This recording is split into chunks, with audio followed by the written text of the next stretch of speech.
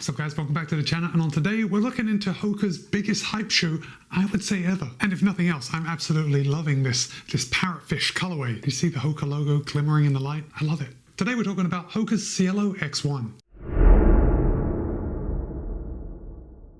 Before we get started, I just want to go over some disclosures. This video is in partnership with my friends over at Roadrunner Sports, and the HOKA Cielo X1 was sent to me for the purpose of review. However, no one at Roadrunner Sports has told me what to say. They don't have any editorial privileges, and all the thoughts and opinions are my own. With that said, you can buy the HOKA Cielo X1 at Roadrunner Sports for $275. Okay, before we get into all the specs and the stats and how the shoe feels on the run, I want to just state the obvious and say that the Cielo X1 is a premium race day shoe. In fact, I would say this is an enormous step forward for HOKA. Now, I should point out that last year, I would say the HOKA Rocket X2 was probably one of my favorite shoes. I just love how the Rocket X2 fit my foot, how it felt on the run, and everything that I liked about the Rocket X2 is exaggerated in the Cielo X1. Let me put this away. And what I mean by that is the HOKA Cielo X1 is faster, it feels more aggressive, and it's friendlier. And when I say friendlier, I mean it's easier to put on. When I was putting on the Rocket X2, it kind of felt like I had to wrestle my foot in, and that's normally the way with super shoes, but I did find that the Cielo X1 was just a little easier to put on, and I'll explain why in just a second. Let's get going with a few of those specs. Now, in the men's version of the Cielo X1, we have 39mm in the heel,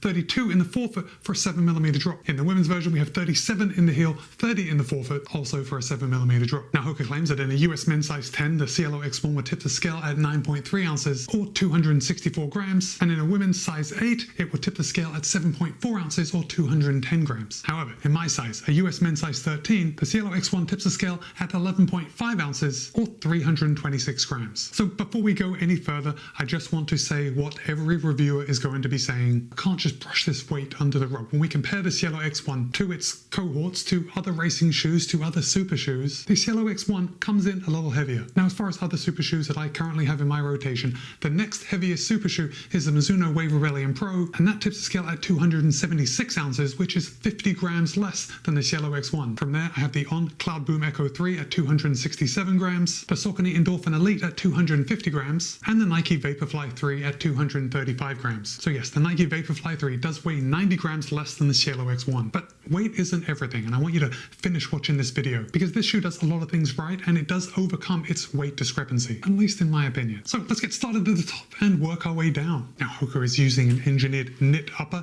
and we can see this knit upper around the heel collar. It is very thin, and then right on the inside of this heel collar, we have two bolsters, and those two bolsters don't meet in the back. So we've got two grippy bolsters just kind of grabbing the back of your heel, and then the heel counter is extremely rigid. You know how a lot of super shoes, they kind of do away with the heel counter and they feel very loose on your heel. Not so with the Cielo X1. This has a solid heel counter, and I had absolutely no heel slip. This is partially what I mean when I say that it's a very friendly super shoe. When your foot goes in, you are really feeling locked in and ready to go. Now, usually I am not a fan of knit uppers, but I realize that when I say I'm not a fan of knit uppers, it's when we're talking about daily trainers and the knit upper is like as thick as a woolly jumper. That isn't the case with the Cielo X1. This is a very, very light knit upper. It's super breathable. Even running in the heat here in Florida, I didn't experience any issues with my feet overheating. In fact, I can actually look through it and I can see inside the shoe. It's very difficult for you to see that on camera, but the upper is that light and breathable. As far as overlays go, there really are many. HOKA has used different weave patterns in order to give the upper a little structure. Obviously, we have the branding right here. We have an underlay coming around the toe box, and then just some reinforcement along the eyelet chain. The tongue is very thin. Again, it's a knit tongue. Super breathable. We have laser cut holes all the way through it, and the tongue is fully gusseted. There is no lace loop, and we do have a big tongue pull right here on the front. Something I did find a bit funny was when I put these shoes on for the first time, and that is this knit tongue is very stretchy. So when my foot got seated and I was trying to pull this tongue up, it almost seemed like the tongue was a little long, and I could pull it up quite a long way. Of course, I put that down to this just being a new shoe and not having put it on my foot before, because I didn't experience anything negative from the tongue when I was out on the run. And on my subsequent runs, when I tied the shoe and pulled the tongue up, it wasn't really noticeable. But I just want to make note of it in case you guys get a pair, you put it on and you pull it up and you think that tongue is a bit overwhelming. It's really not bad at all. Being gusseted on both sides, there's no tongue slip. I didn't have any lace bite. But speaking of lace bite, let's just talk about these laces.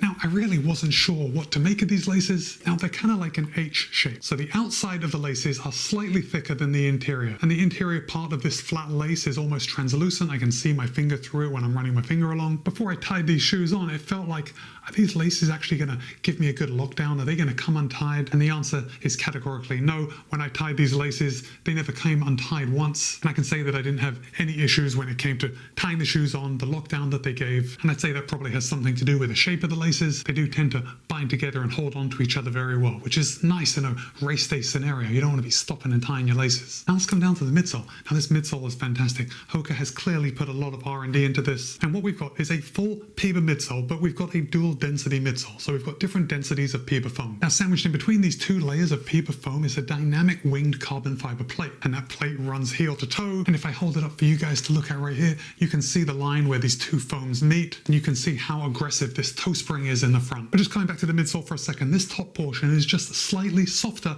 than the bottom version. Now when I take out my durometer and put it on the top portion, I am getting a reading of 21.